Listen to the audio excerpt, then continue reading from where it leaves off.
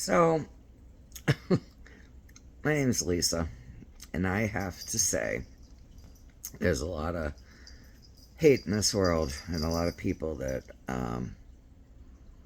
don't take accountability and responsibility for their own actions. And it's so important that we do that because we hurt other people. I have a wonderful, wonderful half brother, Bob, that is like the sweetest, most wonderful guy. That anybody that would be with him would be the luckiest man in the world.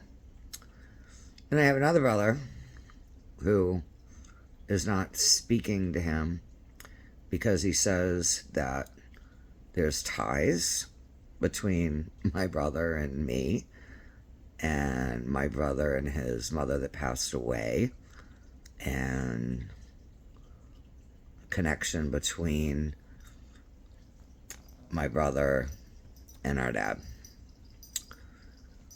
It makes me very sad. Very, very, truly sad. For my brother, Bob.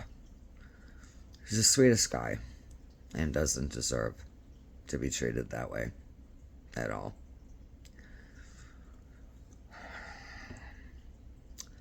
People need to realize that blood is blood, family is family.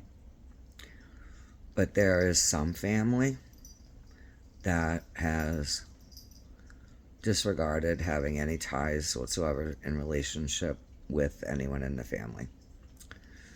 By doing that, I have two nieces that are grown up that I don't even know.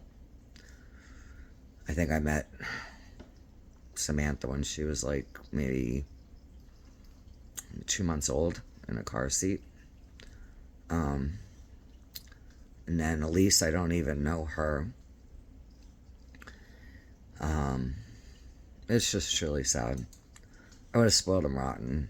Anybody that looks at my TikTok and my Facebook will see that I love my grandchildren. They're the best things in the whole world. My brother's the best thing in the whole world. I just went and surprised him in February to Massachusetts, and I live in Florida. It's cold up there. I told him I'm not coming back up in February again. But he usually comes down here for a couple months every year. And he didn't this year. My dad is back in our lives after 36 years. Did I have resentments? Of course I did. Was I angry when I was in my 20s? Of course I was. But I dealt with those things. And he's 81 or 82 now. And I've forgiven him. And, you know, he's there for my brother, who he adopted legally. And is living up with him, and they're happy, and he's happy. And I start getting these texts at 12:30 at midnight last night, and woke up and looked at my phone and was like, what is going on? And then there's these texts and texts and texts, and I was like, and calling me and our estranged father a-holes and just nasty. I texted him back and said, you know, what it's going on. And he's like, I'm sorry, not. And then started with the F stuff and a whole bunch of voicemails and stuff. So I just thought I would share that we're probably not the only people that have family issues.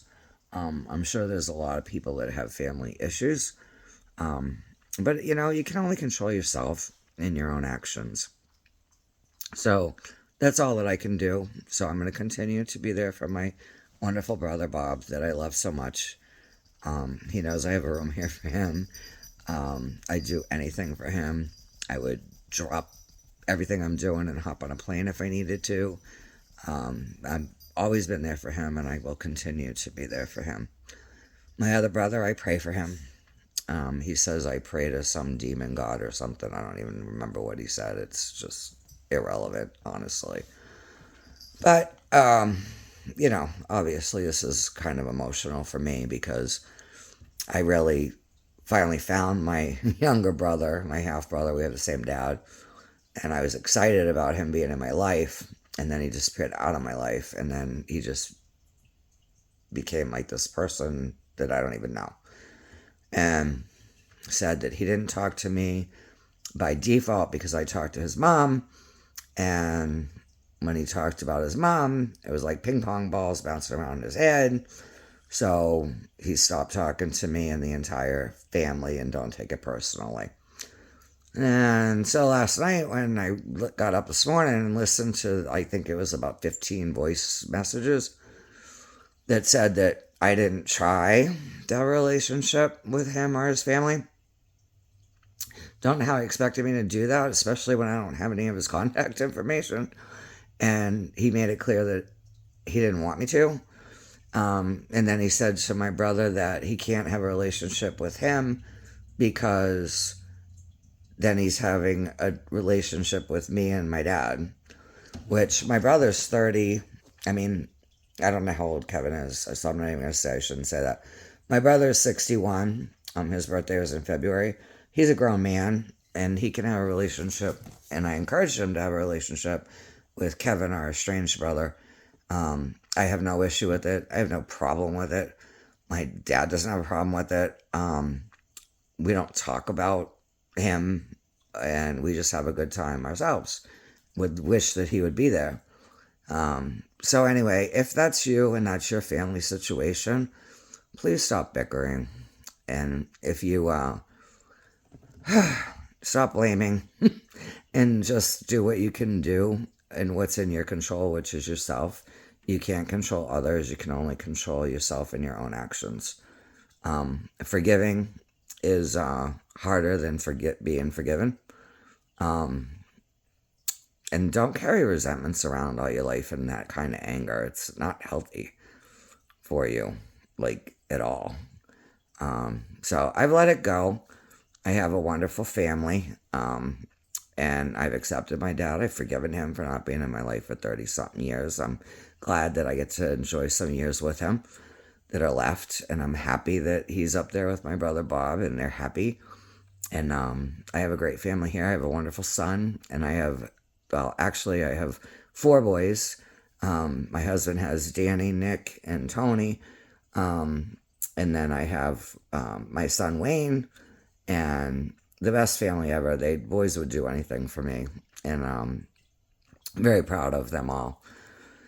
So anyway, just everybody have a blessed day. I'm going to post this video and some of the, a couple of the voicemail things, and hope people listen to them and say, wow, like, is this me? Take a self-reflection, look at yourself, and say, what can I do better? What can I try to do better?